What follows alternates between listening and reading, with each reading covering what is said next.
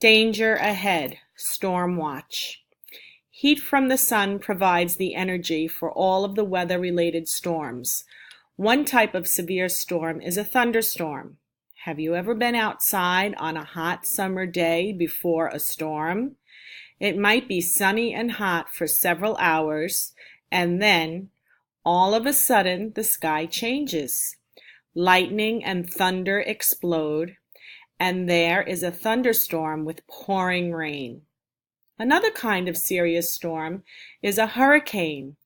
Hurricanes are large tropical storms with wind speeds of 119 kilometers or 74 miles an hour or more.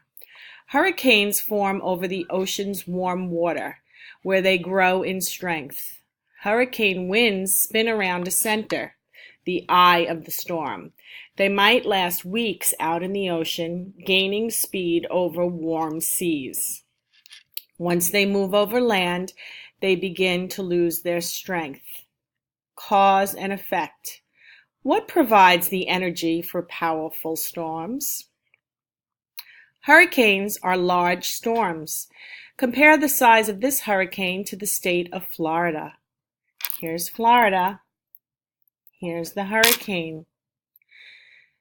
Fast fact. Hurricanes can generate deadly winds at speeds of 250 kilometers or 55 miles per hour or more.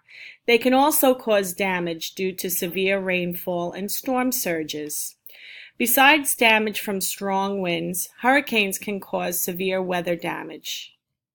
Rain and the storm surge, huge waves of water pushed onto land by the storm, can cause flooding. During a dangerous storm, you should follow the safety rules of your town or city and listen for instructions on the radio and television. Stay inside unless you are told to leave the area for safety reasons. A hurricane left this behind it.